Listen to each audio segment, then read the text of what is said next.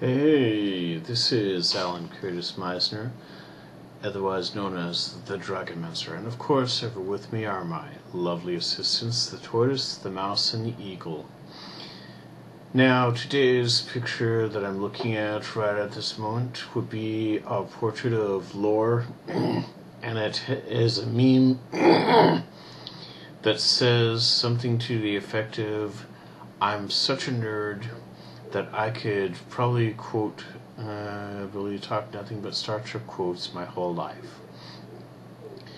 I do this in light of the fact that starting tomorrow, I've come to be aware of this not through the internet, but through actually going to Arden Fair Mall, where tomorrow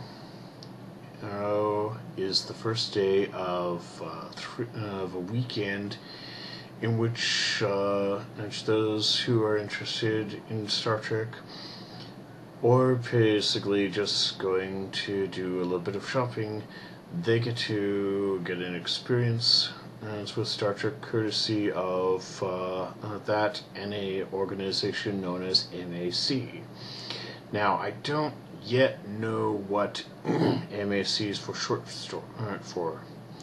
All I know is that what is to be expected is that you get to meet Star Trek characters, and you get to get a full Star Trek experience, or at least as full as possible. And speaking of Star Trek quotes, there's of course you got to go with the original Ricardo Montalban interpretation of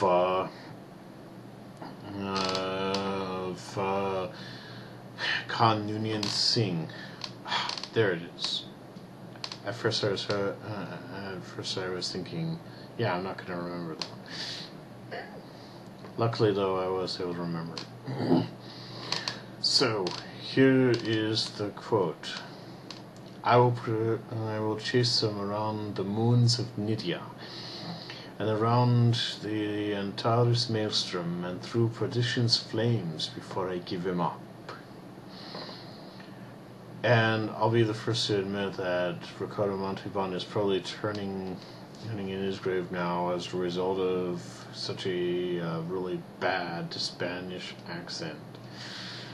Yeah. I'm able to kind of sort of get away with it, having had Spaniard ancestors. So that's my excuse. But then there's also the moments in Star Trek that involve Captain Picard. In particular, the moments in which Captain Picard finds himself being assimilated as Locutus. One nice thing about having these little Pez dispensers is that they have to have some perks. Isn't that freaking awesome? Oh yeah. So, we know of Patrick Stewart, of course, as Captain Picard. And so, that being said and that being mentioned, there's the episode entitled Family, in which it's perfectly clear, it becomes pretty clear that Captain Picard did not fully recover from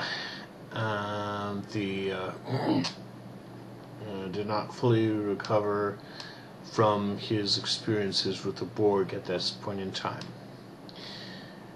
And so now, while he's on Earth in his hometown of La Barre, France, visiting with his brother, his sister-in-law, and his nephew, he is basically willing to try anything to leave Starfleet and to not do anything to avoid any future encounters with the Borg. And then there's that point where what happened next is that basically his brother Robert goads Picard into a fight.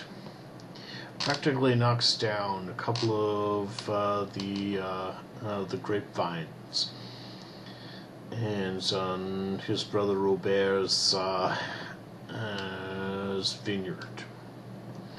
And so there they are, caked in mud and drenched to the bone in water. And there's where Picard basically just breaks down and cries.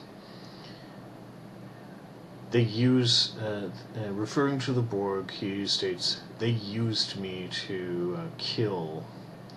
I tried to stop them, but I just wasn't strong enough. I just wasn't good enough," Picard said.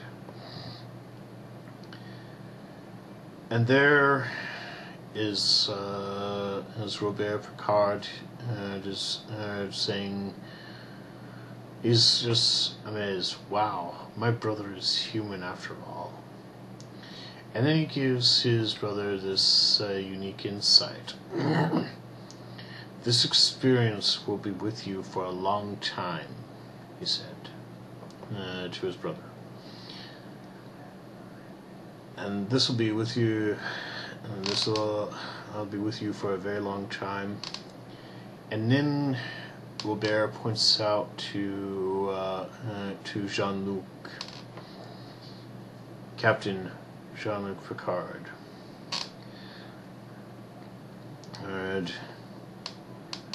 you can either face what happened to you here on Earth, or you can face it out there on board the Enterprise in space. There is no in between, he points out. There is, of course, that humorous moment too, where as Robert is helping Captain Picard up, saying, "I still don't like you, Jean-Luc." Of course, they both bust out laughing. And of course, there's that moment where the wife, Robert's wife, is just relieved that the two young men managed to get at the fight out of their system.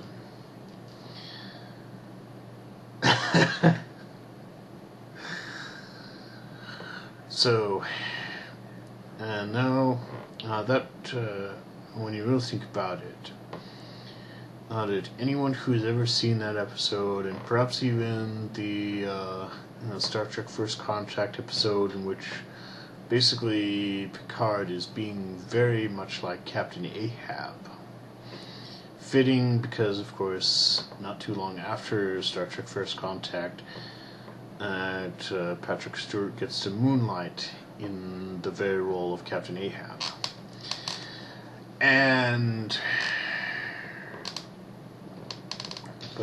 So what happened is that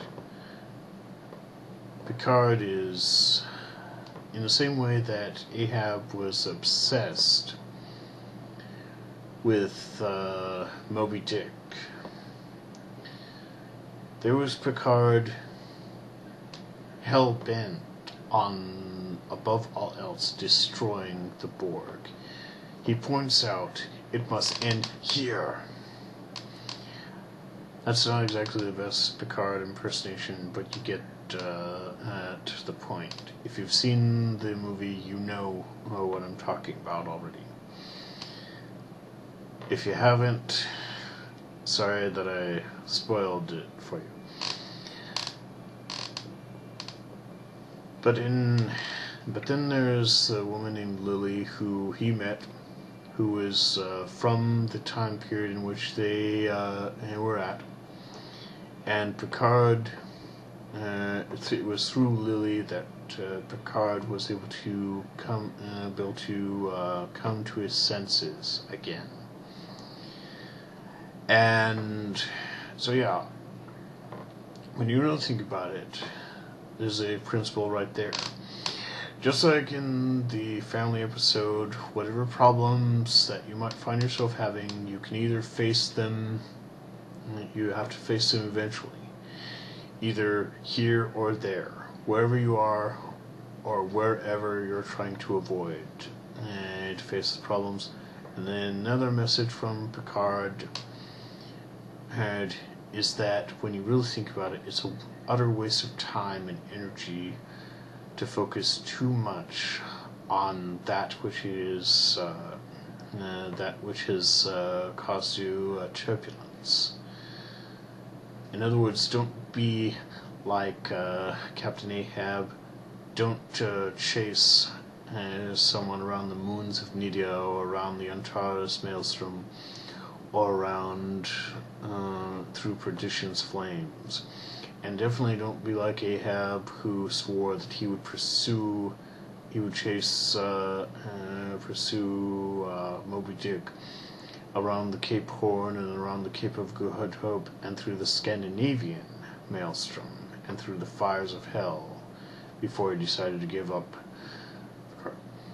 Learn, and above all else, to let go of the past. Learn to face your problems. Learn to let go of the past. I thank you for your time and hope you enjoy this video, as well as various Mormon Messages videos that I've been able to post from time to time. Thank you for watching, and have a good time.